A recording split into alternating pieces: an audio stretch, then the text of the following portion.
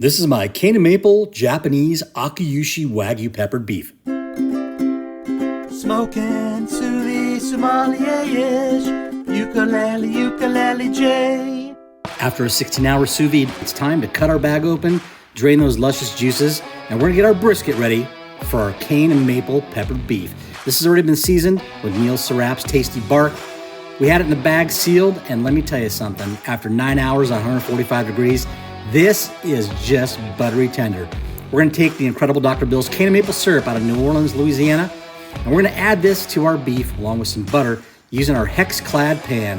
Hex-Clad is absolutely fantastic. Been using it for almost 5 years. It is non-stick. You can use metal utensils, and let me tell you something, this cook is absolutely scintillating. We're adding in our brown sugar, letting that caramelize, and don't worry about it. This pan is so easy to clean, you'll be wiping it out with a sponge in the sink. We're gonna go ahead and plate up our beef. Look at how that Hex-Clad crisped up that beef. Nice and crispy on the outside, incredibly tender and juicy on the inside. And now it's time for the final plating. Absolutely beautiful. Remember, please subscribe to this channel. Appreciate you. Make sure you hit the notification bell so you don't miss any videos. Like, share, and comment. This is the Scintillation State, and I'm your governor.